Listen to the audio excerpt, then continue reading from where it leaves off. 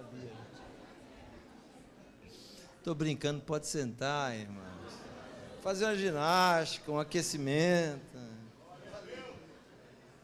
Glória a Deus. Estou muito satisfeito de estar aqui, e não é jargão de agradecimento, é de verdade, muito satisfeito por ter a oportunidade de conhecer vocês, e muito satisfeito do pastor Levi ter lembrado de mim. Aliás, ele sempre lembra de mim. Estive com ele já naquela igreja lá na Zona Norte, Vila Sabrina, né, pastora? Depois eu estive lá em Novo Horizonte, que é logo ali, pertinho, né? E agora de novo, mas eu já estive no Brás várias vezes. Então, estar aqui num momento oportuno como esse, tão importante, eu me sinto demasiadamente honrado, feliz e satisfeito. As pessoas às vezes comentam sobre a minha roupa, e algumas pessoas dizem que eu sou elegante, eu acho um pouco de exagero, mas quando eu vi esse conjunto do pastor, meu Deus do céu, esse é lançamento, pastora, isso é do Star Wars.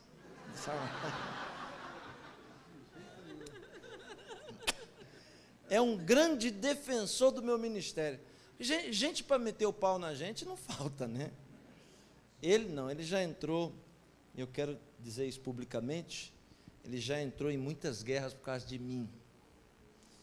Que Deus possa retribuir, porque eu não posso, só Deus pode, que Ele lhe dê saúde, guarde o Senhor de livre de todo mal, e eu sei a importância que o Senhor tem dentro do ministério de Madureira no Brasil. O pastor Levi é de uma família sacerdotal, seu pai já é jubilado, né? Jubilado, foi pastor presidente vários anos no interior, e eu estive agora também com o seu irmão, pastor Eliseu, estive com ele lá em Santa Bárbara, pastora, foi uma bênção, uma grande obra, Deus possa abençoar. Quero cumprimentar também todos os obreiros que aqui estão, Deus abençoe a vida de vocês muito, e na verdade, a minha intenção nesta noite não é outra, senão ser um canal de bênção, e ser um porta-voz de Deus para a sua vida. Como já foi apresentado, ali está minha esposa, a minha filhinha está dormindo ali, e o outro já desapareceu, né? Está por aí, Benjamin já... Ok, quem veio perder tempo, diga amém. Sinceridade é coisa boa, não precisa ter vergonha não. Quem veio ouvir a voz de Deus, diga aleluia. Aleluia. O último livro da autoria de Samuel,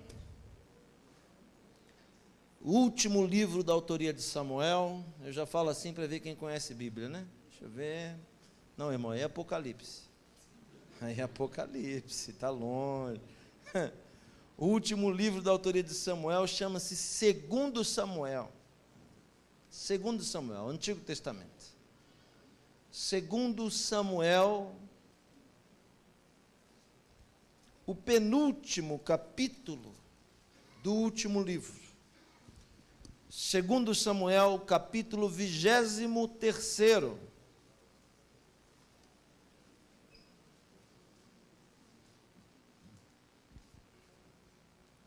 Nós vamos ler 2 versículos, o 9 e o 10. Quem achou, diga glória a Deus. Glória a Deus. Depois dele, Eleazar, filho de Dodô, filho de Auí, entre os 3 valentes que estavam com Davi, quando desafiaram os filisteus ali reunidos para a peleja, quando já se haviam retirado os filhos de Israel, ele se levantou, feriu os filisteus até lhe cansar a mão e ficar pegado à espada. Naquele dia o Senhor efetuou grande livramento, todo o povo voltou para onde estava Eleazar, somente para tomar os despojos. Palavra de Deus ao nosso coração, feche os seus olhos, vamos orar. Bendito és tu, eterno nosso Deus, em todo o universo, a palavra dura para sempre. Bendito seja o seu nome e o seu reino jamais terá fim. Abrimos o nosso coração para ouvir a sua voz nesta noite. Trata com cada um de nós conforme a sua vontade e a necessidade que possuímos. Que ninguém saia daqui do mesmo jeito que entrou, mas estamos aqui diferentes. Por isso eu te peço, exorta, ensina e edifica. Abrimos o nosso coração para ouvir a sua voz. Já te agradecemos pela glória do seu nome. Amém. A Bíblia, senhoras e senhores, é um livro que fala muito de poucos e pouco de muitos. E nós estamos diante de um personagem, talvez desconhecido da maioria daqueles que são apenas leitores da palavra de Deus. É a única vez em toda a história que o nome deste homem e a sua genealogia próxima é citada. Uma única vez. Eu não estou diante de um homem que possui um histórico de obras. Não. Eu estou diante de um homem que só fez uma obra na vida. Mas ela foi suficiente para eternizar o seu nome, inserindo-o na Bíblia Sagrada. Uma vez alguém mandou um e-mail para o meu escritório, dizendo o seguinte: Pastor Akiva, nós queremos te convidar para um seminário sobre o Apocalipse. Meu secretário, naquela ocasião, disse para mim, chegou um convite para você pregar num seminário sobre o Apocalipse. Aí eu falei para ele responder, manda convidar o Napoleão. Que o Napoleão é especialista no Apocalipse. E eu não entendo nada de Apocalipse. No entanto, o que eu quis dizer é que eu só falo e só faço aquilo que eu sei ou aquilo que Deus me ensinou. Não adianta nada a pessoa querer abrir a igreja, limpar a igreja, tocar instrumento, pregar, cantar e fazer 30 coisas de uma só vez e fazer as 30 coisas mal feitas. Ao invés de você fazer 30 coisas mal feitas, faça uma bem feita e você sempre vai ser lembrado por aquilo que você faz. Quando você abrir o texto aí que você acabou de ler, e se sua Bíblia for uma Bíblia de estudo, talvez haja assim no cabeçalho do capítulo 23º, uma indução do comentarista. Talvez, lá na cabeça do capítulo 23, possa estar escrito assim, as últimas palavras de Davi. E eu acho muito abrangente dizer que essas são as últimas palavras de Davi, porque induz o leitor a achar que estas foram as últimas palavras do grande rei em vida. Talvez se fosse eu, e quem sou eu para corrigir um comentário de um comentarista, mas talvez se fosse eu iria dizer o seguinte, as últimas palavras públicas de Davi. Porque as últimas palavras de Davi em vida são desconhecidas. Elas foram ditas no leito de morte. E diz a Agadá, que é um livro de cultura bíblica, é um livro de comentário bíblico, porque a Bíblia não diz como Davi morreu, mas a Agadá, escrita por rabinos sábios, diz como Davi morreu. E essa parábola, essa história falando sobre a morte de Davi é um tanto interessante, Porque diz a cultura, não a Bíblia, que ainda moço Davi perguntou para Deus qual era o dia da semana que ele ia morrer. E segundo aquela cultura, diz que Deus disse para Davi: Davi, você vai morrer num sábado. Desde esse dia que Deus disse para Davi que ele ia morrer num sábado, segundo a cultura, nunca mais Davi saiu de casa no sábado. Mandou construir na fortaleza de Sião uma torre. Sabe essa cultura que os cristãos, que os judeus e que os muçulmanos têm de fazer nos templos, nas mesquitas, nas sinagogas, torre? Talvez você já tenha visto isso. Essa é uma cultura que nasceu dessa tradição de Davi. Porque quando Davi descobriu que ele ia morrer num sábado, o que ele faz? Lá dentro do palácio ele manda construir uma torre. Dentro da fortaleza onde ele morava, ele construiu uma torre e botou o nome naquela torre: Torre de Oração. Quando dava sexta-feira, 18 horas, ninguém achava Davi. Onde ele estava? Na torre de oração, lendo e meditando na palavra de Deus. E como é que Deus vai matar um homem nessa condição? Vocês sabem, a Bíblia agora é a Bíblia que diz na boca de Jesus, que quando o ímpio morre, quem vem buscar ele são demônios. É Jesus que diz isso. Mas quando é um crente salvo, quem vem buscar ele são anjos de Deus. Então quem vem buscar Davi é o anjo que andava com ele. E isso tem base bíblica, porque tinha um anjo que andava com Pedro. Então o anjo que tem a incumbência de levar um homem salvo para os portais celestiais, tem que dar um jeito de Davi morrer. E como é que Davi vai morrer? Ora, diz a cultura, que o grande rei estava meditando lá na torre, e o anjo precisava matar ele, pastor Levi. Sabe o que o anjo faz? Olha o que a cultura diz. Isso é sabedoria, tá? A cultura diz que o anjo vai na escadaria da torre e faz um barulho. Quando ele faz um barulho na escadaria, Davi, que está aqui intertido na palavra de Deus, para, olha o que diz a história, para e diz: ué, barulho na escada? Ó o que Davi faz. Abandona as coisas de Deus e vai na escada ver que barulho é aquele. Quando ele chega na escada, diz a história, diz a cultura, que o anjo encosta nele e ele morre da queda da escada. E daí, pastor Akiva? E daí? E daí, se você quiser viver muito tempo, não fica correndo atrás do barulho dos outros.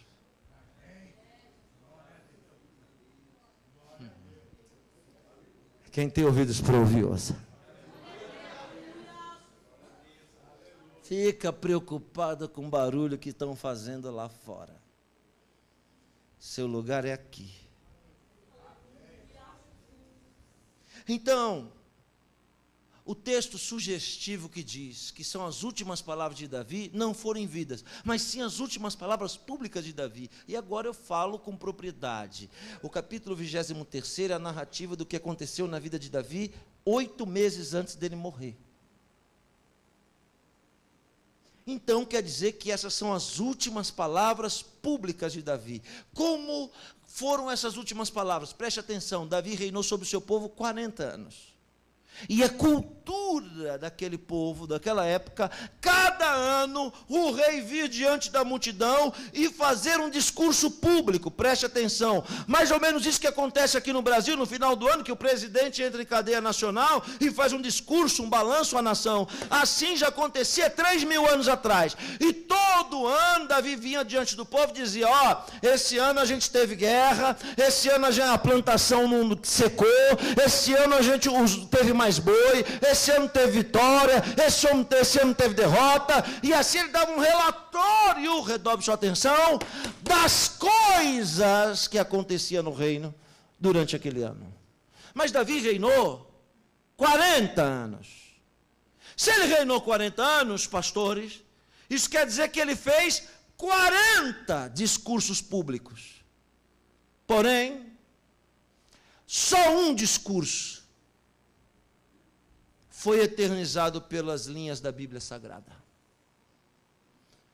Por que que 39 desses discursos caíram no esquecimento e não foram eternizados pela Bíblia? Só esse. Sabe por quê? E agora eu lhe digo. Porque os 39 discursos, Davi falou de coisas. Esse é o único que ele fala de pessoas. Sabe o que isso quer dizer? Isso quer dizer que para Deus, as pessoas são mais importantes do que as coisas.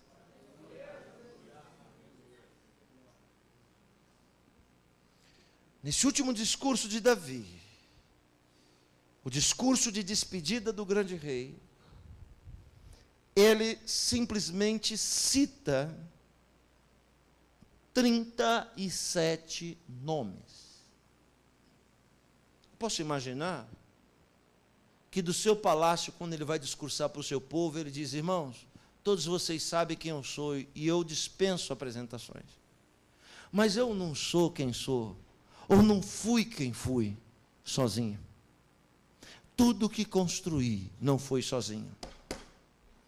Eu cheguei onde cheguei por causa de 37 pessoas.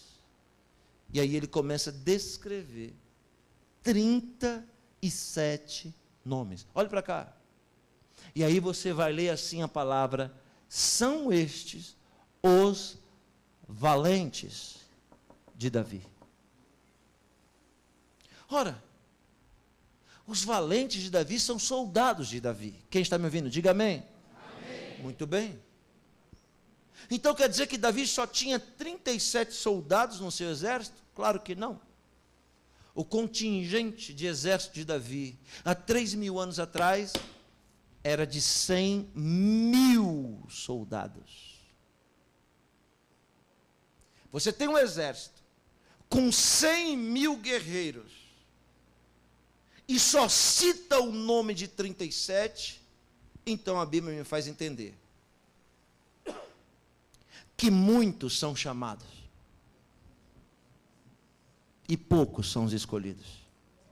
Porque se a gente vai dar porcentagem, se Davi citasse 10% do seu exército, iríamos ter aqui 10.000 nomes. Se Davi citasse 1% do exército, a gente ia ter aqui 1.000 nomes numa lista. Se Davi citasse 0,5% do exército, a gente ia ter aqui 500 nomes. Se Davi citasse 0,25%, teríamos aqui 250 nomes. Então, a fração de nomes aqui é de 0,0003. E entra uma dízima periódica. É uma fração minúscula de pessoas que ele cita. Olhe, 100.000 pessoas, ele só cita o nome de 37. O que isso quer dizer? Isso quer dizer que existem dois tipos de crentes. Aqueles que estão só para fazer volume e aqueles que estão para fazer a diferença. Os que estão para fazer volume, ninguém sabe quem são. Vou lhe dar um exemplo, preste atenção. Redobre a atenção. Eu lhe pergunto, quantos discípulos Jesus tinha? Eu não ouvi, está fraco. 12. Desculpa. 12? Não. Jesus tinha uma pirâmide de discípulos. Se fosse uma pirâmide cortada em fases, preste atenção. Jesus tinha um grupo de 500 discípulos. Está escrito no livro do Atos, que viu ele ressurreto, pastor. Então, olha aqui o grupo de discípulos de Jesus. 500. Alguém sabe o nome de algum deles? Não. Alguém sabe alguma obra que esses discípulos fizeram? Não! Fora o grupo dos 500, tinha um outro grupo, de 70. Esses 70, a gente sabe o nome de algum deles? Não! A gente sabe a obra que eles fizeram? Sim. De 2 em 2, expulsaram demônios e evangelizaram a Galileia. Melhorou. São anônimos, mas que fizeram alguma coisa. Acima do grupo de 70, redobre sua atenção, tem um grupo de 12. A gente sabe o nome? Sim. A gente conhece as obras? Sim. Porém, no grupo de 12, existia um grupo de 3. Pedro, Tiago e João. O que Pedro, Tiago e João viu e ouviu, os outros 9 não viram e não ouviram. O que os 12 viram e ouviram, os 70 não viram e ouviram. E o que os 70 viram e ouviram, os 500 não viram e ouviram. Dentro do grupo de 3, no ápice do discipulado, tem um grupo de 1. E o nome dele? João. O discípulo amado era também o escriba do mestre. O que é o escriba? O escriba é aquele que acompanha o mestre. Quando o mestre vai pregar, ele vai anotando tudo. Ele vai anotando tudo. Para mim, o Evangelho de João é o principal livro do Novo Testamento. Por quê? Porque enquanto Marcos, Lucas e Mateus descrevem frações ou fragmentos de mensagens apostólicas, o de João não. O de João é a anotação pessoal de alguém que viu e ouviu tudo o que escreveu. João é o discípulo mais próximo de Jesus. Preste atenção. João é tão próximo que na ceia, preste atenção, Jesus tem uma revelação para dar. Para os 500, não. Para os 70, não. Para os 12, sim. Na última ceia, Jesus se levanta e diz assim: um de vós vai me trair?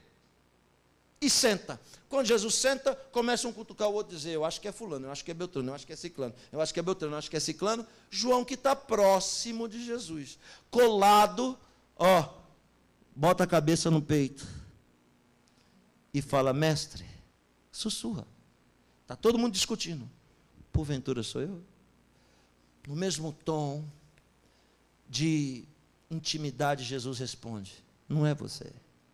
Mas como você é muito íntimo meu, eu vou te mostrar antes do que eles. É aquele que eu vou dar o pão molhado. Jesus levanta, pega o pão mole e dá para Judas. Todo mundo está achando que Judas foi dar dinheiro para os pobres. Mas João sabia que ele era o traidor. Por quê? Porque quanto mais próximo você está, mais pura é a revelação. Quanto mais próximo você está, ele fala as coisas para você antes delas acontecerem. Alguém está entendendo o que eu estou falando? É a intimidade que faz a diferença. Eu queria ouvir um glória a Deus que exalta o nome do Senhor. Esse grupo de 37 aqui, descrito na Bíblia, eu poderia chamar ele de a rota de Davi, o bope de Davi. Por quê?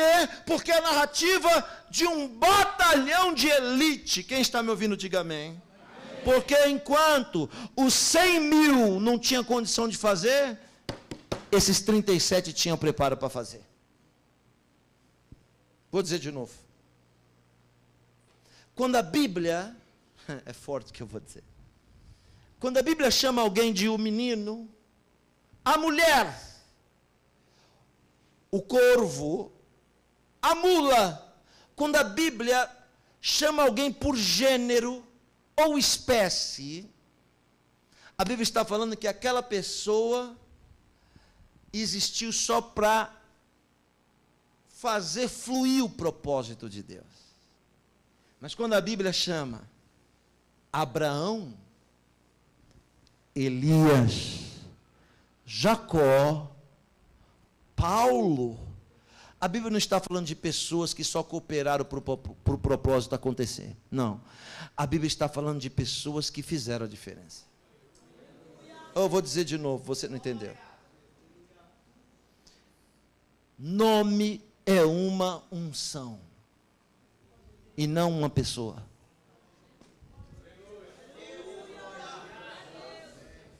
Quando João Batista aparece pregando, alguém olha para João e diz: é Elias. Por quê? Porque João é reencarnação de Elias? Claro que não, reencarnação não tem base bíblica. Mas alguém está dizendo: esse homem tem a mesma unção que estava sobre o profeta Elias. Então quando alguém fala Yosef aqui, não está falando de uma pessoa, esse frangalho que você está vendo. Não, Yosef Akiva não é uma pessoa, é uma unção.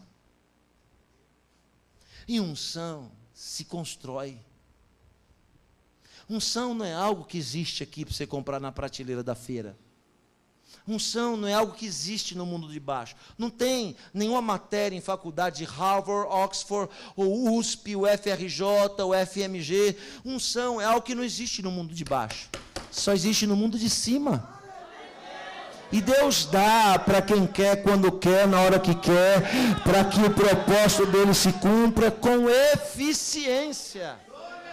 Oh, estou sentindo a presença de Deus. Por que aqui só cita o nome de 37? Porque os outros cooperavam só para fazer volume, mas esses 37 é que carregavam o piano. 37. Agora preste atenção no que eu vou dizer agora, ó. Dos 37, Davi cita só nome de 34. 3 dos 37 não são chamados de valente de Davi, são chamados de cabeça dos valentes. Se existe uma seleção de 37, e a Bíblia é clara em dizer, preste atenção no que eu vou falar, que cada um desses 37 valia 1000 soldados. Tinha um preparo, cada um tinha um preparo para lutar no lugar de 1000 soldados. Por isso são chamados de valentes. Então você olha para os 37 e diz, são 37. Mas não são 37. São 37 mil. Perdeu a chance de ter dado um glória. Por quê? Porque o preparo dado por Deus faz com que quem o recebe tenha condição de exercer por 1000.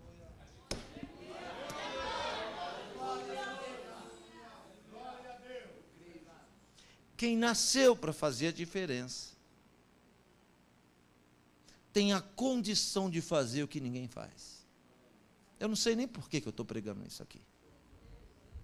Desses 37, 3 são classificados como o topo, os cabeças dos valentes.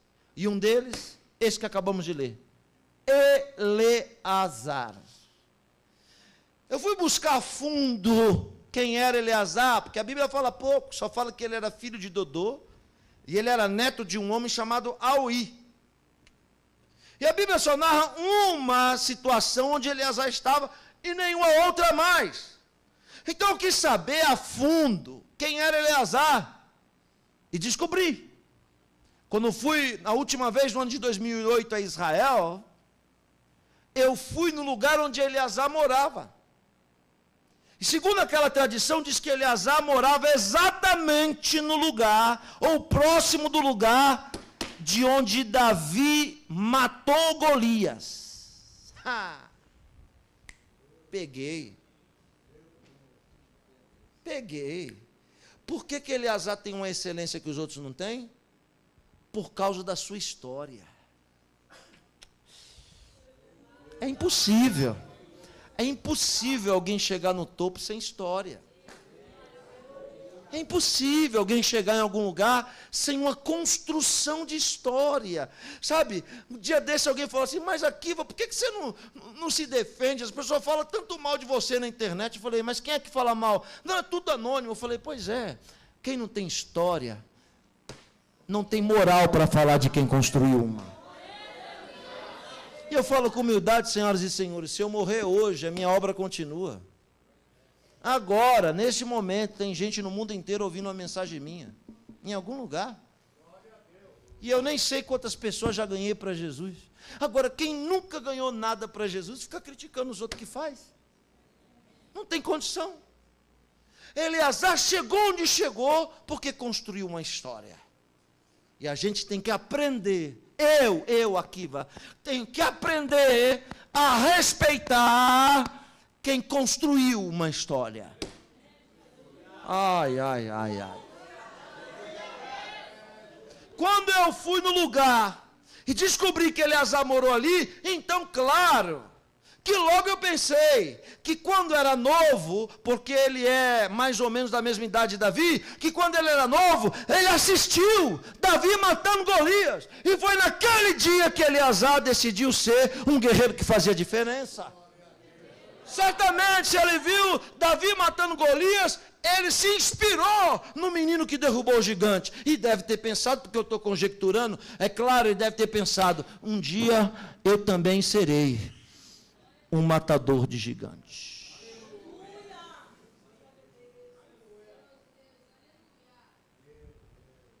Só que ninguém nasce matador de gigantes.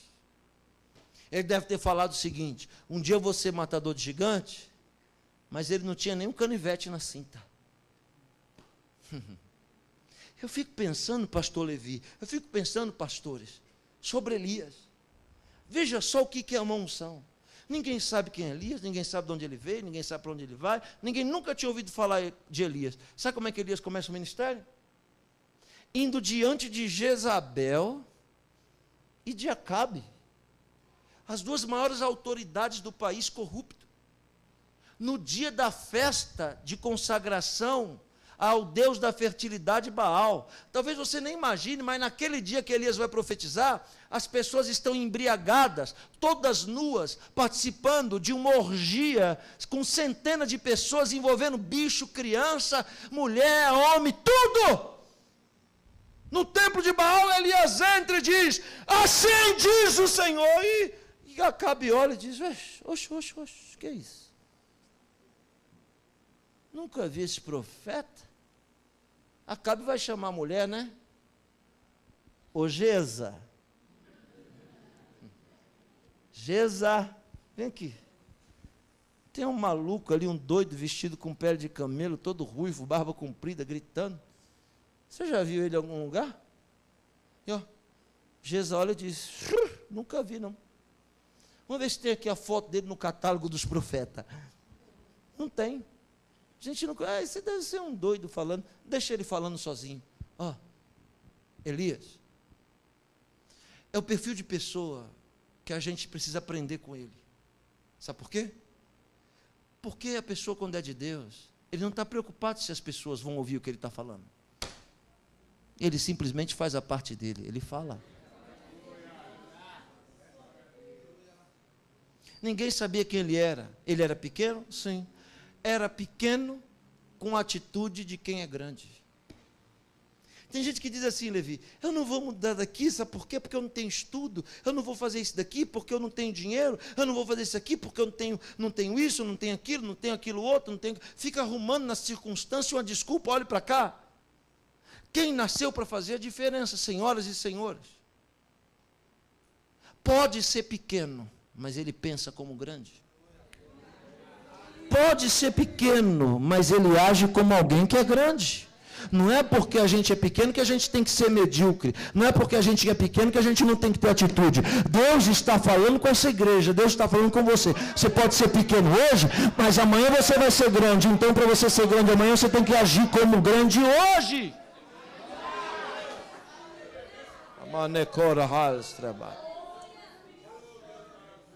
Eleazar olha para Davi matando Golias e deve dizer: já descobri, nasci para ser matador de gigante. Ele foi matador de gigante no outro dia? Não, negativo. Eu vou lhe falar com precisão. Demorou 32 anos para a oportunidade vir. O que ele fez os 32 anos? Ficou murmurando: oh, vida, oh, céu, ninguém olha para mim. Não. Sabe o que Eleazar ficou fazendo 32 anos? Se preparando. Vou dizer de novo. Deus não trabalha com gente despreparada. Eu entendi o zelo do pastor. A gente tem que fazer para Deus o melhor. Quantas vezes isso é uma cultura nossa? É uma cultura nossa que só nos atrapalha. Alguém recebe uma oportunidade para pregar e diz assim: irmão, eu vou pregar aqui, mas quero dizer para os irmãos que eu não sou pregador. Se não é pregador, irmão, então não prega. Irmãos, eu vou cantar aqui, mas quero dizer para os irmãos que eu não sou cantor. Não é cantor, então não canta. Não é porque é para Deus que vai fazer de qualquer jeito. Para Deus tem que ser feito o melhor. Tem que ser o melhor e tem que ser bem preparado. Nada de coisa remendada para Deus. Um dia eu fui pregar na igreja, eu estava conversando com o pastor, alguém chegou no pastor e disse: pastor, eu tenho uma doação para dar para a igreja. O pastor começou a se tremer. Eu falei: o pastor falou: irmão, espera um pouquinho ali. Eu falei: pastor, eu reparei que o senhor está se tremendo, ficou nervoso. Ele falou: estou nervoso. Por quê? Porque o irmão vai dar uma oferta, uma doação. Ele falou: ah, rapaz, se eu te falar as doações que o povo dá aqui para a igreja, você cai de costa.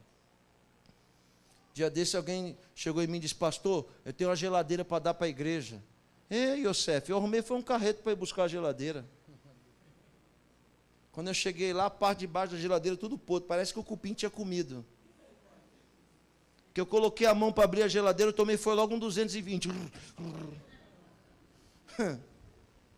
E depois que abriu a geladeira, o cheiro de defunto que estava lá dentro. O irmão doou, foi para tirar o entulho de lá, porque ele tinha comprado outra nova. E o pastor estava com medo de receber doação. Por quê? Porque a cultura diz que o pior é para Deus e o melhor para nós. Quem está me ouvindo, diga amém. Amém. Não. Para Deus tem que ser a excelência. Tem que ser a excelência, o melhor. Alguém está entendendo o que eu estou falando aqui nessa noite? Ora, olha só o que está acontecendo. Eleazar se preparou 32 anos para a oportunidade. Preste atenção no que eu estou dizendo, hein? Por quê? Porque Deus não trabalha com gente despreparada. Quem aqui quer chegar no topo? Levante a mão. 2 pessoas só? Já desistiu? Já desistiu? Alguns querem chegar só pela metade. Eu. Quem aqui acredita que Deus chamou você para fazer a diferença? Deixa eu ver. Muito bem. Você está preparado para isso? Preste atenção no que eu vou dizer. Tudo que Deus te prometeu dar e não deu, é porque você ainda não está preparado para receber. Porque na hora que a gente estiver preparado para receber, Deus vem e coloca na nossa mão. Tem alguém entendendo o que eu estou pregando aqui? Deus não trabalha com gente despreparado. No ano de 2009, no dia 1 de maio, foi o dia que eu preguei pela primeira vez nos Gideões. Me lembro até hoje. Quando eu cheguei, sentei aqui, o irmão lá da ponta olhou para mim assim, olhou para o outro, e eu só ouvindo, olhou para o outro e disse: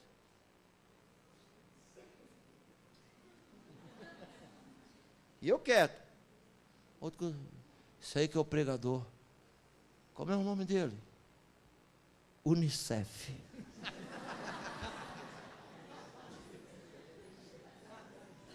Esse dia compraram uma passagem para mim, pastora. Eusev. Activia. Shampoo e iogurte. Outro falou: acho que é o José. Quem foi que disse que ele sabe pregar? Eles falando. Começaram a rir. Está achando que isso aqui é púlpito de igrejinha? Eu tinha 40 mil pessoas na minha frente. 150 mil nos telão na rua. Aqui, ó, a tela mostrando os ganchos da internet. 8 milhões de computador conectado no mundo. Japão, todos os países. Aqui. Só no púlpito 980 pastores, tudo torcendo para você quebrar a cara. Aí um olhou para o outro e falou assim: o coração dele vai sair na boca na hora que pegar o microfone. E eu ali quieto. Cara de besta. Tem um ditado italiano que eu gosto que diz assim: il male di avvoltoio al pensare che giaguaro è morto. Que quer dizer, o mal do urubu é achar que a onça está morta. Gostou, né, varão? Depois eu escrevo para o senhor. Depois eu escrevo italiano, você falar mesmo italiano. Male dell'hotel pensare che jaguar è morto. O que eu fiz? Cara de onça morta, né? Só tem um detalhe, tá? Quando eu cheguei ali para pregar, a mensagem estava tatuada na cabeça. Eu não cheguei ali de paraquedas despreparado. Na hora que eles passaram para mim, me enrolaram 2 horas para desestruturar a emoção. Na hora que passou para mim, mesma coisa que nada. Eu era focado. Entrei para dentro. Já ouviu a mensagem, né, sobre a Arca da Aliança? Já viu? Já viu? Eu me lembro, a primeira vez que Deus me deu ela, que eu ia pregar nas igrejinhas no Rio de Janeiro com 30 pessoas, eu pregava aquela mensagem da arca. Aí as pessoas me chamavam e diziam, pastor, ninguém entendeu nada. Ou dizia, isso é comida para girafa. Ou dizia, isso é prateleira de cima. Pastor, porque você pregou uma mensagem pesada dessa aqui, o povo não conhece nem a Bíblia. Para quê? Sabe o que eu dizia? Estou amolando a espada.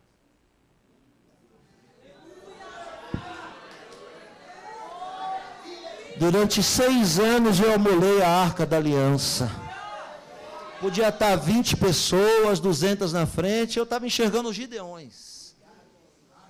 Quando chegou o dia 1º de maio de 2009, eu falei, agora, Golias, agora você vai ver para que eu amolei tanto essa espada. O que eu estou dizendo? Se prepare hoje para derrubar o gigante amanhã. Deus ainda não pôs ele na sua frente, porque senão hoje você perde. E Deus não te chamou para perder. Tudo o que está acontecendo é Deus preparando você para o dia da oportunidade que Ele vai te dar para glorificar o nome dEle na sua vida. Eu queria ouvir um aleluia, glória a Deus bem forte, que exaltasse o nome do Senhor aqui nessa noite. A história oculta que ninguém viu, a história que ninguém experimentou, só Eleazar e Deus. Quando ele treinava, as pessoas diziam, rapaz, tá doido aí? Dando espadada na bananeira?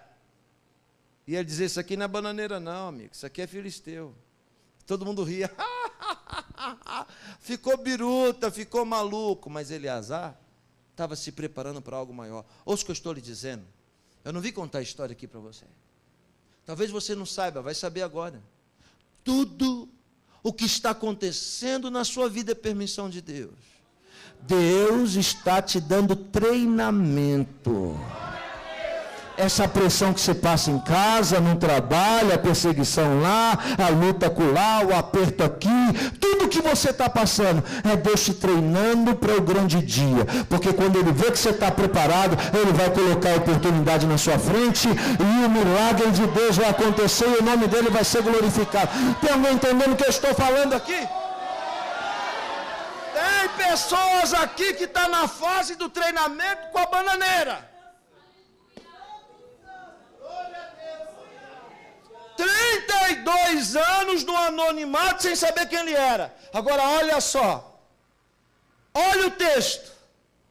A Bíblia diz que Davi estava acampado com seu exército. Eu vou fazer aqui um mapa do Oriente Médio para você entender, tá? Só para você entender. Ó, aqui, para ir onde vocês estão, é o mar. Entendeu? Daqui para o púlpito para cá é o continente. Entendeu? Tá. Israel é um país litorâneo. Preste atenção. Então aqui está o mar e aqui está o continente. Lá atrás, onde estão o tecladista, ó, aqui, ó, é a fronteira de Israel com a Síria, com a Jordânia e com os outros países, porque Israel é um país estreito. Quem entendeu, diga amém. Amém. Olha só o contexto e a localização de GPS do que aconteceu nesse dia. Davi está justamente aqui, ó, onde está esse púlpito, com 100 mil soldados acampados. Davi. Desde que Josué e Caleb conquistam Canaã, porque quando Josué e Caleb entram para conquistar Canaã, isso aconteceu 350 anos antes de Davi. Quem me entendeu, diga amém. Amém. Quando Israel vai conquistar Canaã, existem 7 povos em Canaã. Quem? O amorreu, o Eveu, o Jebuseu, o Eteu, tudo com eu. E a conquista nada mais é do que expulsar o eu, para a gente entrar na terra prometida.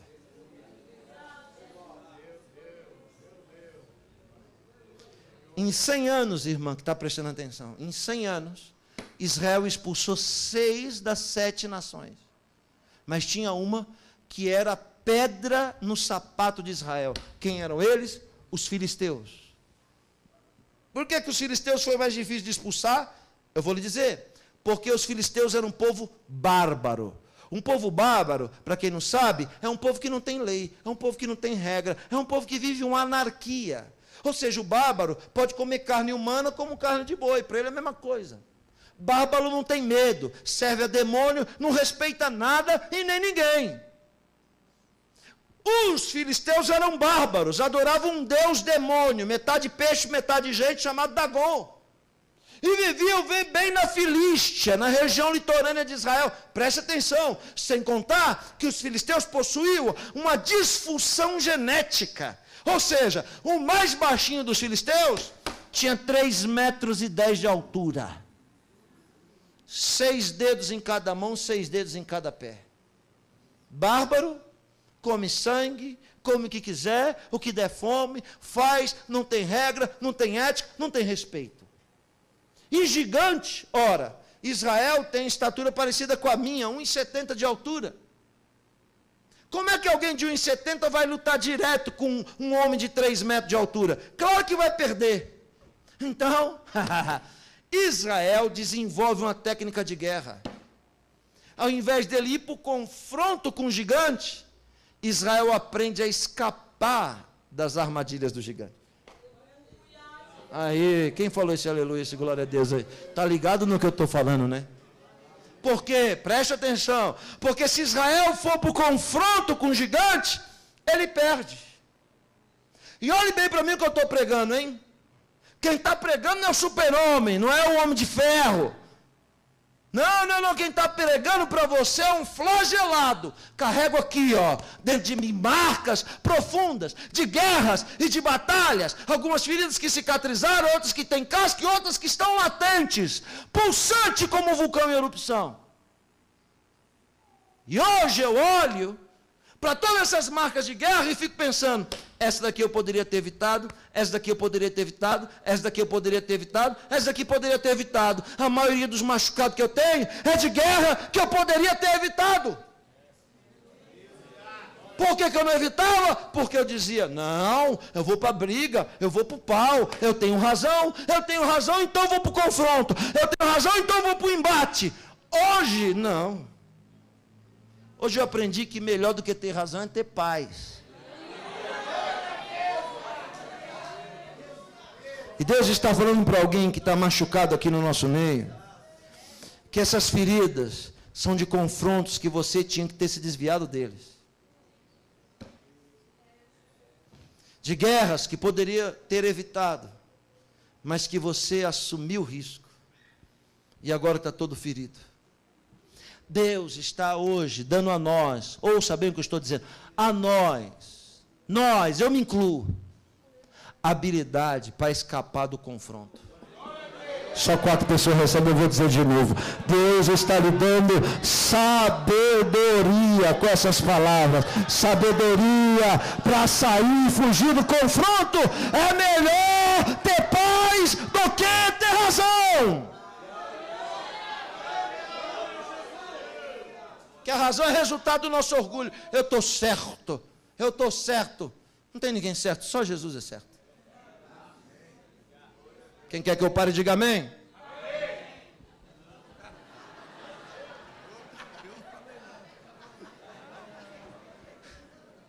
Foi tão forte que desmanchou o meu topete.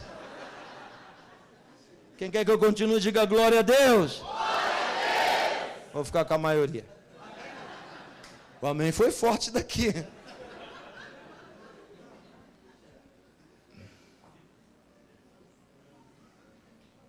Olhe para mim. Os filisteus eram a pedra de tropeço de Israel. Preste atenção. E todavia Israel escapava dos filisteus. Preste atenção agora, não se distraia. Davi está acampado aqui, ó, na margem Mar, fronteira. Os filisteus estão aqui, pastor Levi, ó. E é claro que todo o exército de Israel está atento do lado que os filisteus atacam. Quem me entendeu, diga amém. Amém. Olha só o que aconteceu nesse dia. Em vez dos filisteus irem aqui, porque eles sabiam que se eles fossem aqui, Israel ia fugir, entendeu? Olha só o que os filisteus fazem.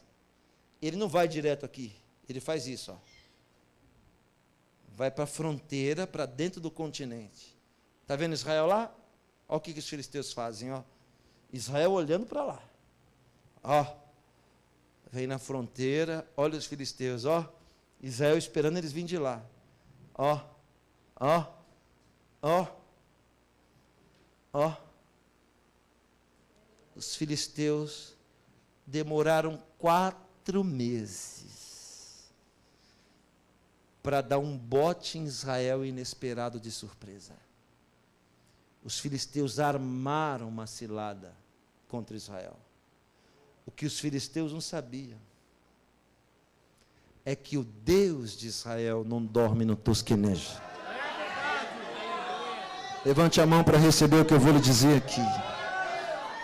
Recebe porque é forte. Existe um laço, uma armadilha, existe uma trama de Satanás.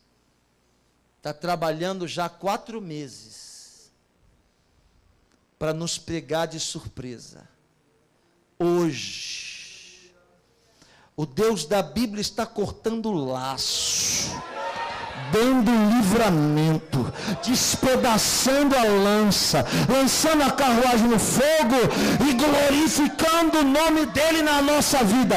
Nenhuma arma forjada contra nós vai prevalecer, nem contra a sua casa. Onde estão aqueles que recebem, pode dar um grito de glória, exaltando.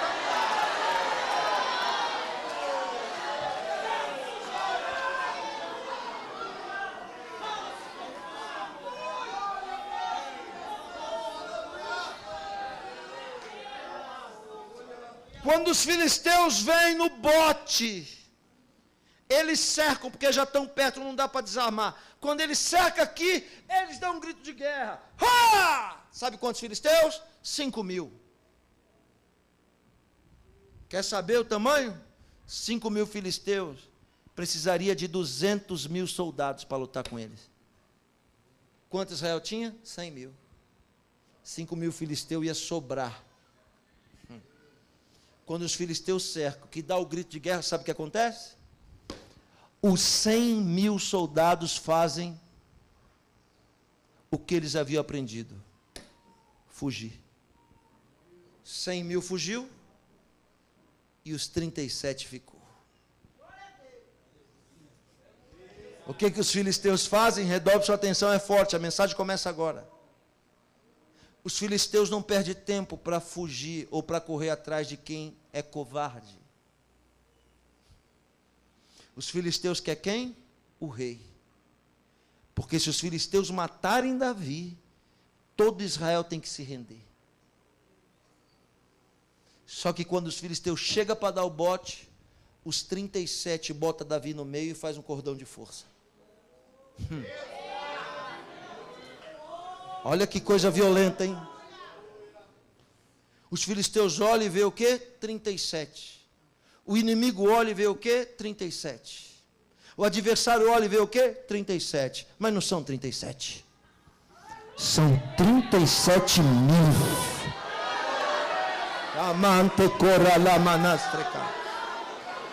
Quem é preparado por Deus não demonstra que é. Quem é preparado por Deus confunde a cabeça do adversário. As pessoas olham para quem é preparado e dizem: olha aí, é pequeno, é fraco, é frágil. Só que ele não sabe que Deus construiu uma história na sua vida e te preparou. E você tem um preparo de 1000. Deus está dando isso hoje para alguém aqui no nosso meio, eu não sei quem é. Quando os filisteus olham os 37, preste atenção onde Eleazar aparece. Os filisteus olham e dizem: batalha vencida, querido. Esses 37 aí eu vou chamar o aspirante dos filisteus. Sozinho ele desbarata os 37. Só que os filisteus não sabiam com quem estava mexendo. Quando os filisteus dão o grito de guerra, invocando maldições de Dagon, os 37 faz o cordão de força e dá o grito de guerra também. Sabe qual? Por Israel. Pelo rei. Em nome de Deus. Até a morte. Ah, não, você perdeu a chance de ter dado um glória melhor. Por Israel, pelo rei, em nome de Deus, até a morte. A gente não desiste. Nós vamos lutar até o final. Onde estão as guerreiras e os guerreiros que vão lutar até o final? Onde estão os guerreiros e as guerreiras que não vão desistir? Até o final, em nome de Deus.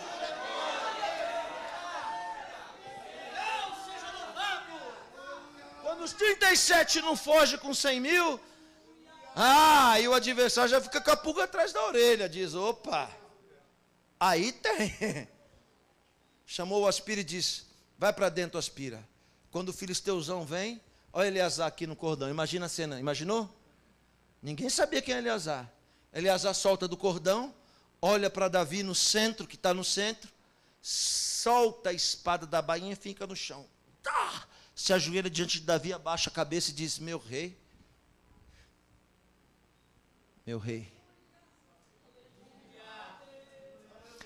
eu te peço permissão para eu lutar sozinho contra os filisteus.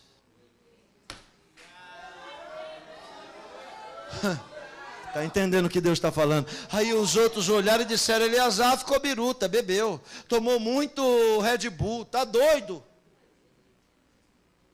Todo mundo diz, Eleazar, nós 37 estamos tremendo na base, e agora você diz que quer lutar sozinho, e ele deve justificar, eu estou conjecturando para você entender, ele deve dizer, tem 32 anos que eu estou esperando esse dia.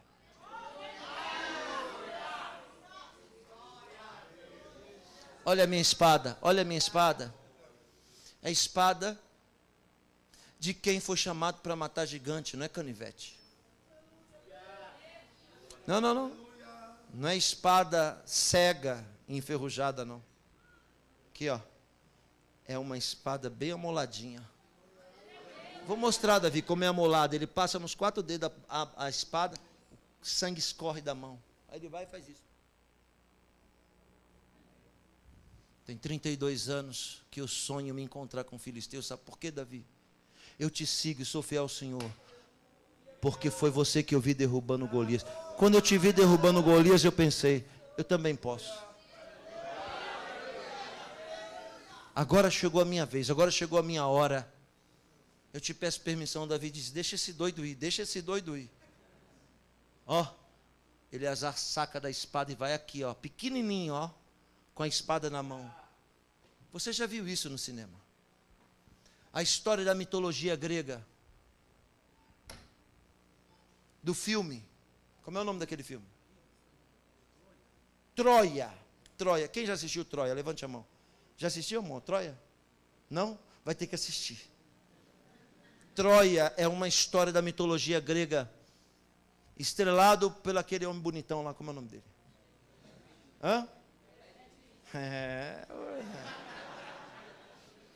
Ainda bem que a esposa não veio hoje para você falar isso. Brad Pitt, olha para mim. Brad Pitt faz um personagem da mitologia grega, chamado Aquiles. Ele é um soldado que põe terror em um exército. Por que Aquiles, que não tem porte físico, que não é gigante, bota medo em um exército inteiro? Por um único motivo. Ele é preparado para a guerra. Ele não é frouxo. Vou dizer de novo, não é frouxo. Nasceu para a guerra, é preparado para a guerra, respira a guerra.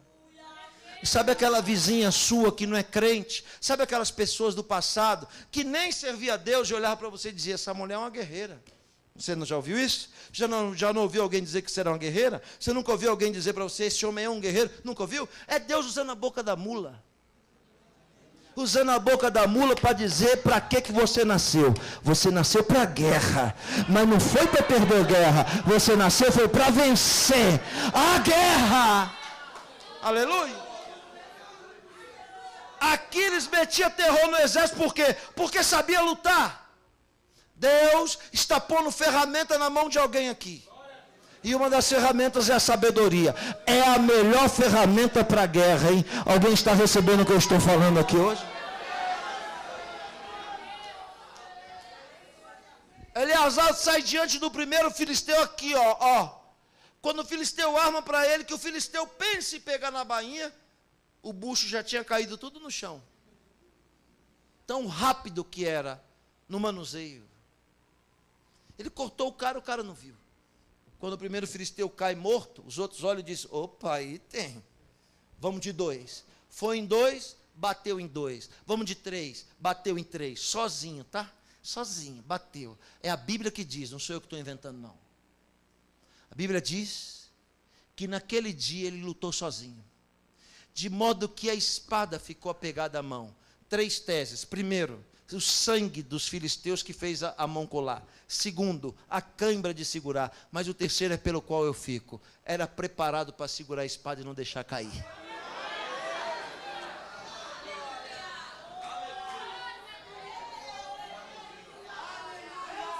Do jeito que vinha, batia. Do jeito que vinha, batia. Do jeito que vinha, batia. Do jeito que vinha, batia. Sabe o que Agadá diz? Que quando deu 600 filisteus, os filisteus pensaram, se um já derrubou 600, imagina aqueles outros que estão lá no canto.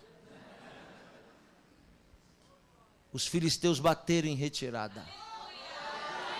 Olha o que a Bíblia diz, naquele dia o Senhor efetuou grande livramento por intermédio de Eleazar. Sabe o que Deus precisa? Sabe o que Deus precisa para dar vitória? Deus só precisa de alguém disponível para ele usar. Deus só precisa de alguém preparado para ele usar. Aí a vitória é certa.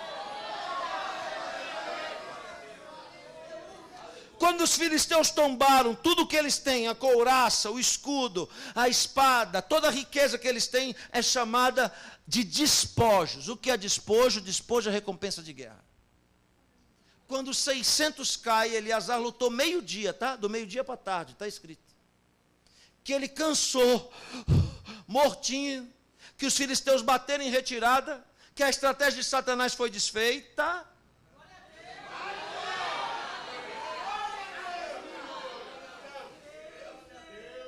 Os 100 mil que fugiram voltaram. Voltaram com aquele discurso, né? Isso aí, Eleazar. A gente sabia, rapaz. Isso é demais. Eleazar, o negócio é o seguinte, hein? A gente não estava aqui, mas a gente estava no monte orando por você, viu? A gente estava intercedendo pela sua vida. Ai, ai. Vou pregar para o ventilador. Quantas pessoas na hora da peleja te deixaram a sós, hein? Teve gente que deixou você literalmente na mão, não foi? Na hora da guerra, não foi? Elas vão voltar.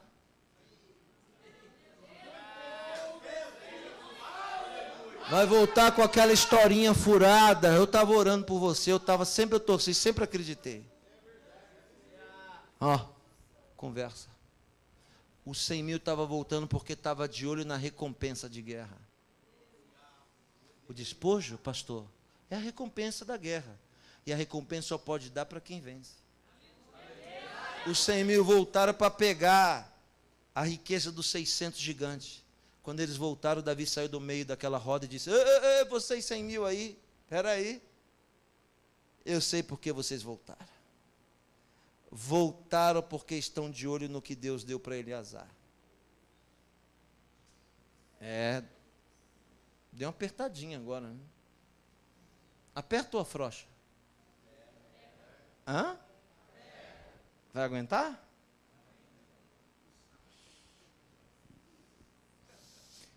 Quem voltar, vai voltar não é porque te ama. Vai voltar por causa daquilo que Deus te deu.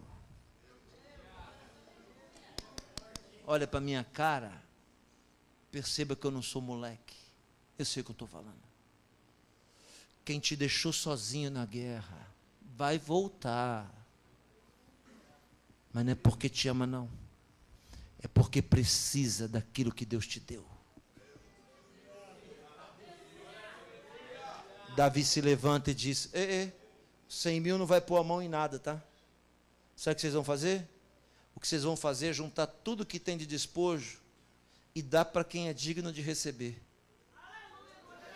Toda essa recompensa de guerra pertence a Eleazar. Eleazar não tinha nada na vida, só uma espada. Ficou rico depois da batalha. Sabe por quê? Porque não existe recompensa para quem não luta. Está pensando em desistir, não está, irmã? Está pensando em entregar os pontos, não está, varão? Se entregar os pontos, não tem recompensa. Só vai ter recompensa para quem lutar até o final. Onde estão aqueles que não vão desistir? Onde estão aqueles que não vão abrir mão e vão lutar até o final? Eu queria ouvir um brado desses guerreiros aqui nessa noite.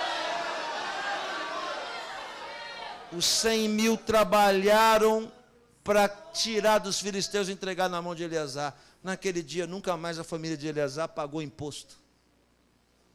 Eleazar é condecorado para estar entre os 3 mais próximos de Davi. E Eleazar é um dos homens que viu Davi suspirar pela última vez. Eu quero perguntar, tem alguém aqui disposto? Não levanta a mão por emoção, não. Não perde tempo com isso, não.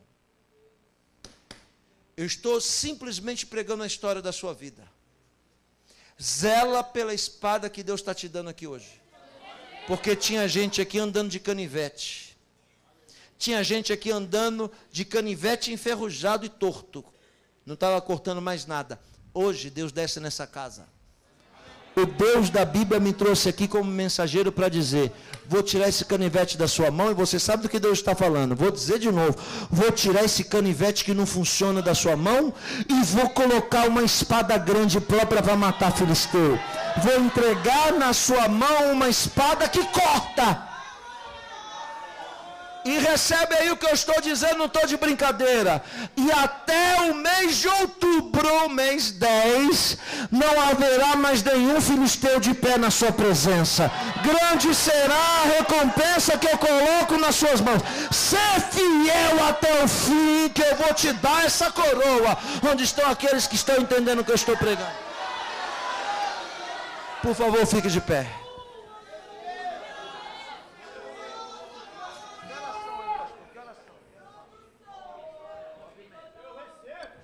Ali está certo. Feche seus olhos, tecladista, faz uma caminha aí. Faz uma harmonia aí para nós. Feche os seus olhos. Põe a mão no seu peito.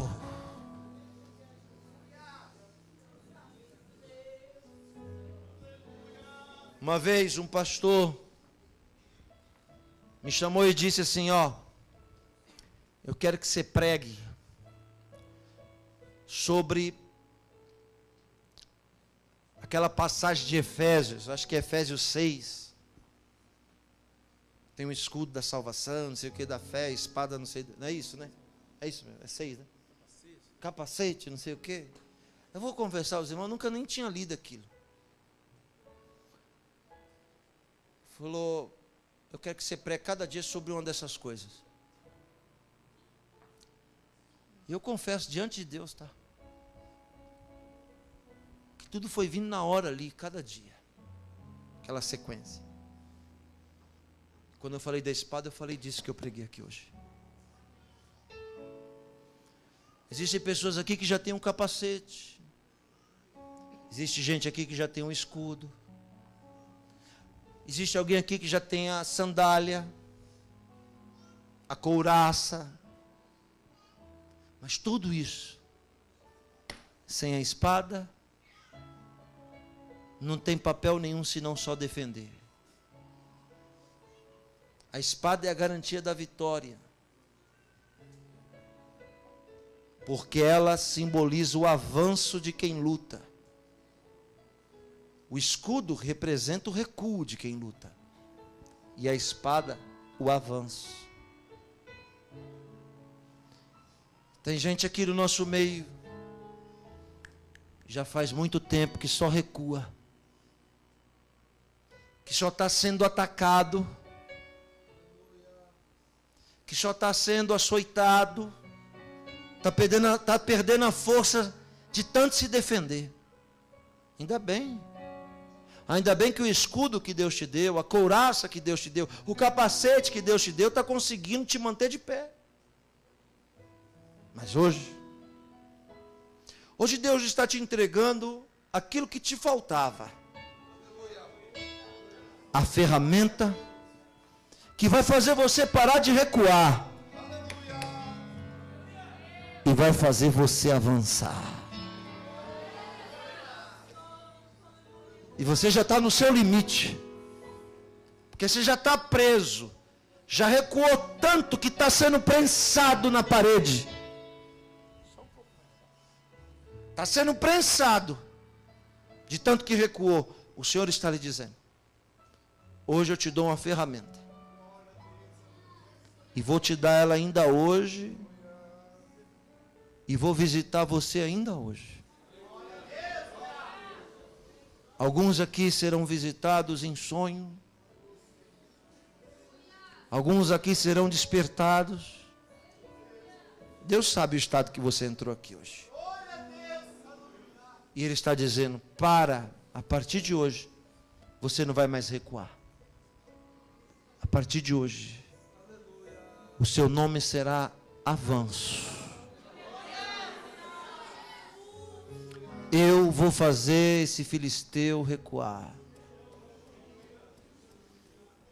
Eu vou fazer essa pressão acabar. A pressão está aumentando porque você não tem coragem de enfrentar ela. Mas hoje eu te dou coragem. Recebe a espada que lhe entrego. E é com ela que eu vou te dar a vitória. Ainda essa semana, farei o primeiro filisteu tombar. E esse é o sinal. Ele vai tombar diante de ti. Este é o sinal de que hoje eu lhe entrego esta vitória. Está recebendo? Está recebendo? Amante coralamanastra. Deus está dizendo a você, você sabe, é com você mesmo. Não te quero recuando. Não te quero tremendo mais. Não te quero mais com medo de gigantes. Porque eu te escolhi para uma obra. O que eu tenho contigo é coisa grande. Filisteu é coisa grande. Por isso que para você é mais difícil. Por isso que para você o desafio é maior. É por causa do tamanho da espada que eu te dou. Quanto maior for a guerra, quanto maior for a luta, maior será a recompensa e maior será a vitória. Só aqueles que estão entendendo. Onde estão aqueles que entendem o que eu falo aqui nessa noite? Senhor, nós estamos em sua presença. Amante coralamanasta. Abra a boca, abra a boca, abra a boca. Eu quero ouvir a sua voz. Só aqueles que estão sentindo que estão recebendo algo grande da parte de Deus. Só aqueles que nasceram para coisa grande, ainda que seja pequeno, mas nasceu para coisa grande. Onde eles estão aqui nessa noite? Mais forte, eu quero ouvir, eu quero ouvir, eu quero ouvir.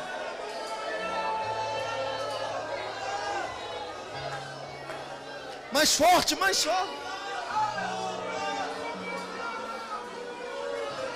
Acordou agora, meu amor. Pai te ama. Deita aqui, o papai já vai terminar de pregar. Deita.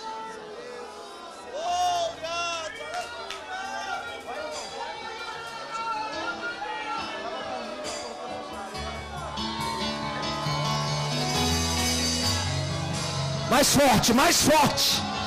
Espadas espirituais estão descendo para quem crê. Espadas espirituais estão descendo para quem crê.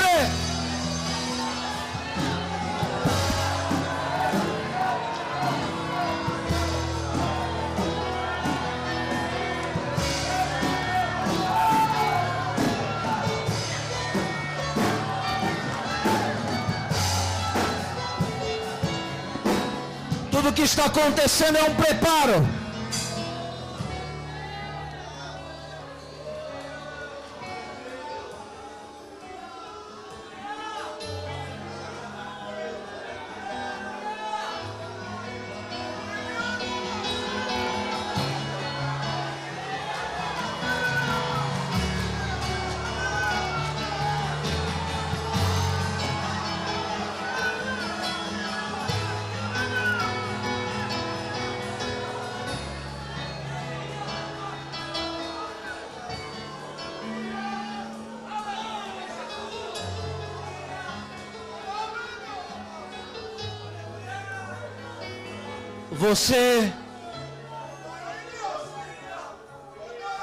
Você tem que carregar as marcas das batalhas.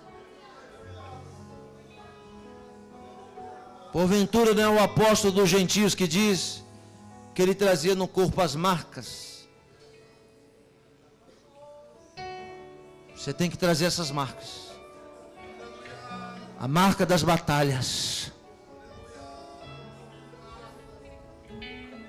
Batalhas que nem sempre a gente vence, mas que cada uma traz para nós uma experiência.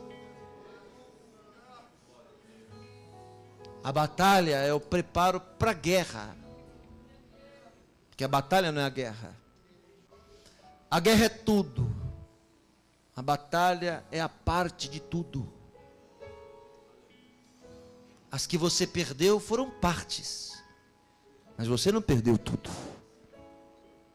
As que você venceu foram partes, mas você não venceu tudo. Porque Deus está te preparando para o tudo. Demore o tempo que for, não importa. Quem determina o tempo que a gente está preparado não é Deus. É a condição que a gente tem de aprender. Se você aprende rápido, você se prepara rápido. E quando ele olhar e dizer, esse tem uma lâmina molada, pode esperar que o filisteu vai aparecer. E você não vai tremer não, você vai abater ele. Tem alguém entendendo o que eu estou pregando aqui? Abrace alguém perto de você e diga, Deus te escolheu para a guerra. Você é uma guerreira, você é um guerreiro. Alguém está sentindo a presença dele aqui nessa noite? A presença. É a presença. Vai decorar lá, mas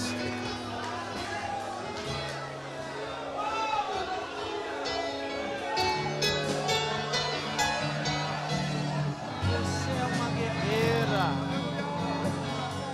São apenas batalhas, não é?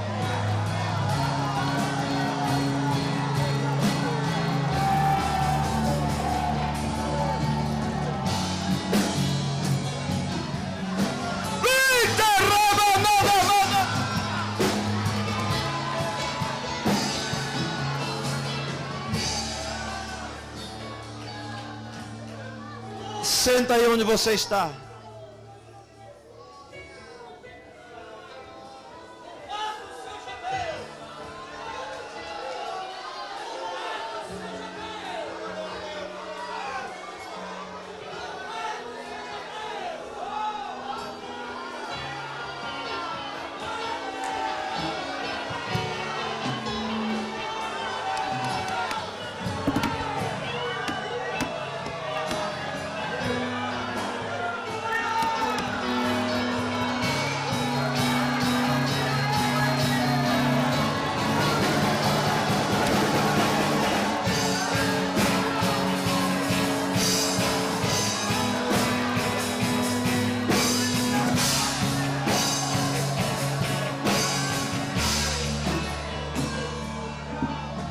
A Deus seja toda honra, toda glória.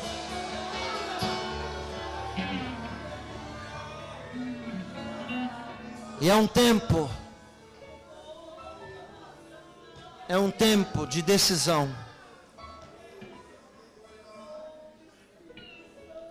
Olhe para mim. Eu tenho 12 anos de ministério, completei em agosto último. 12.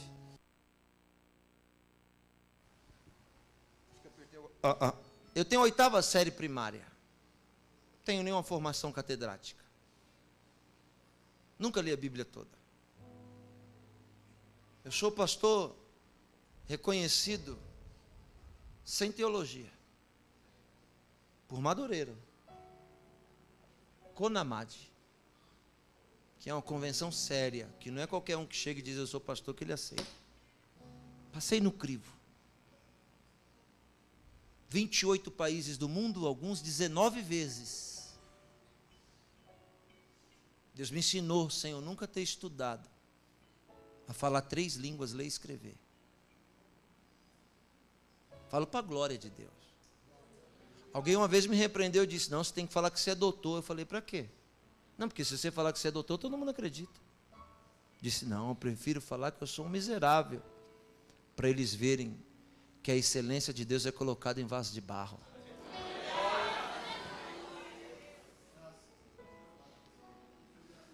Eu aprendi nesses 12 anos que a vida é feita de fase. Eu nunca tive aqui nessa igreja, primeira vez. E eu sei que vocês estão às portas de uma nova fase. Eu sei que existe, porque também cheguei agora há pouco, fui conversar com meu amigo pastor e falamos de tantas coisas. No final, na hora de subir, ele disse, Akiva, nós estamos indo para um prédio grande. É um grande desafio. Não vai dar para você ir lá ver, um dia quem sabe você vai lá ver, quem sabe você lá vai lá prega. Falei, eu quero. É um prédio grande, lá no centro. E aí Deus falou para mim, você vai pregar isso. Você vai dizer para esse povo pequeno que eu escolhi eles para coisas grandes. Levante as suas 2 mãos, levante suas 2 mãos. Olha para mim, eu estou pondo em xeque a unção que Deus me deu. Estou dizendo a vocês que no primeiro dia que vocês colocarem os pés naquele novo templo grande, Deus vai virar a página da história de vocês e vai começar a fazer coisas grandes na vida de todos vocês. Aleluia. Quem está recebendo o que eu estou falando aqui nessa noite?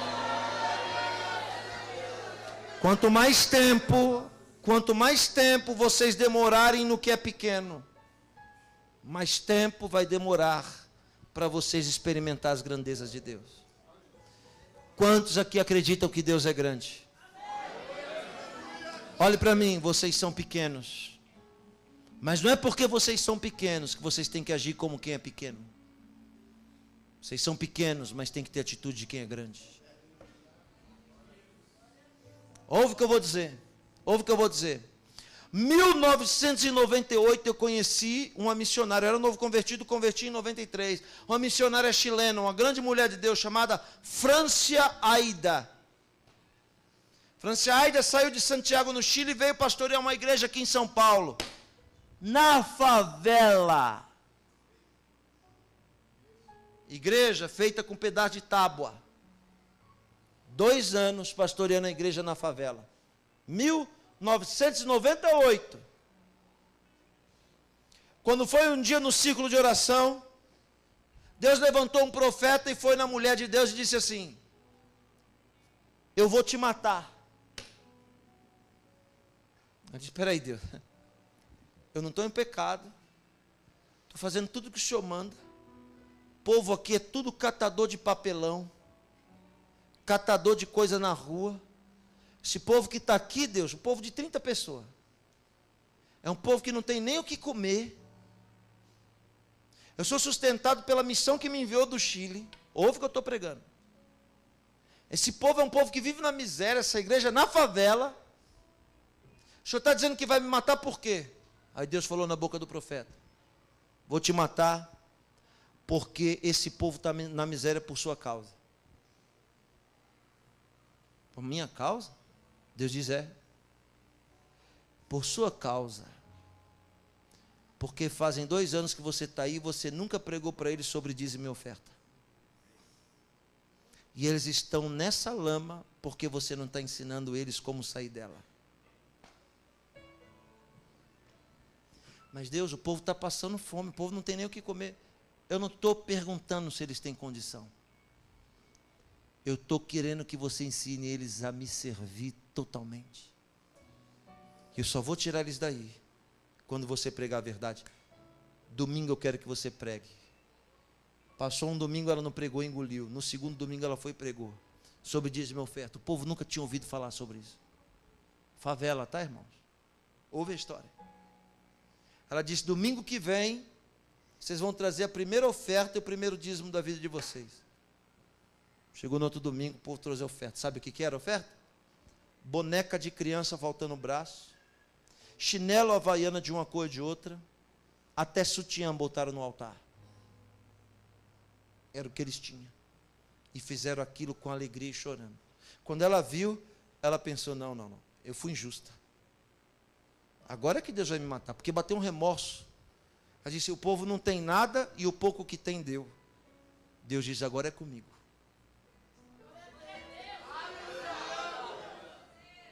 Porque o que eu quero do meu povo é gesto. O que eu quero do meu povo é poder contar com eles. Eu lhe pergunto, Deus pode contar com você? Ah, não sei não, hein? Já tem dos 100 mil aí um tanto que já recuou.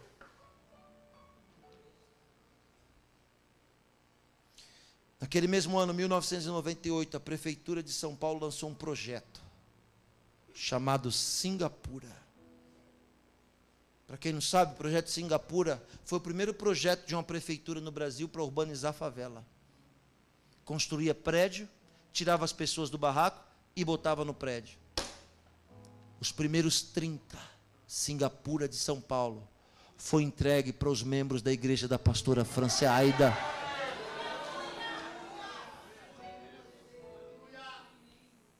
Deus quer nos libertar. Quantos aqui quer viver coisas grandes? Levante a mão. Eu nem preciso pregar para você. Se você é um Eleazar de Deus, Deus vai tocar em você agora. Eu vou orar. E ouça bem o que eu vou dizer. Faltam 2 dias para acabar a campanha, é isso, pastor? Então tem pessoas aqui que vão ser tocadas para dar uma oferta. E essa oferta vai ser para aquela grande obra que está sendo levantada. E eu estou dando minha palavra. Se o pastor me chamar, eu venho. Eu quero estar lá com vocês. Cada tinta, cada tijolo, cada bloco, cada fio que colocar lá, você vai ter parte no reino. Cada pessoa que adentrar aquela porta e ser salva, e olhe, existe uma multidão esperando vocês. Cada pessoa que for aceita, curada e abençoada naquela obra, você vai ter galardão, vai ser um filisteu derrubado. E você vai ter despojo de guerra. Alguém está me entendendo ou não? Recebe o que eu vou dizer. Deus vai salvar pessoas na sua casa por causa daquela obra. Deus vai curar pessoas da sua família por causa daquela obra. Desavenças e divisões serão desfeitas por causa daquela obra. Deus está te chamando para uma grande obra. Eu quero que você feche os seus olhos agora. Aquela obra não é minha. Se você não der oferta para mim, não muda nada. Se você der para mim, também não muda nada. Eu estou lhe dizendo. No primeiro dia que você colocar o pé ali dentro, você vai se lembrar do que eu estou falando. Que aquilo foi um Golias que Deus derrubou. É um divisor de águas da sua vida. E que Deus vai começar uma fase de grandezas na sua história. Senhor, aqui estão os teus valentes, não são muitos. O Senhor conhece a história de cada um deles. E a necessidade também. O Senhor sabe o que esse jovem, o que essa mulher, o que essa senhora, Senhor, já passou para estar até aqui. E agora o Senhor desce nessa casa e faz essa promessa. Então, nós confiamos em Ti. Faz. E não apenas faz, nós queremos fazer também. Diga para essa senhora agora, para este homem, para este jovem.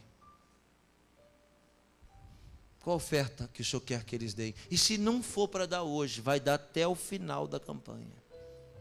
Vai dar até domingo. Haverá uma pressão espiritual para eles não cumprir isso. Mas eles vão cumprir. Tem pessoas aqui que estão sendo tocadas para dar oferta de R$1.000, de R$500, R$300. E você nem pode. Aliás, você nunca deu uma oferta dessa na sua vida. Nunca deu. E Deus está lhe dizendo: é uma espada que coloco nas suas mãos. Abençoa cada vida agora em nome de Jesus. Amém e amém. Se essa oferta profética você não tem para dar aqui, não tem problema, você vai trazer no decorrer. Amém?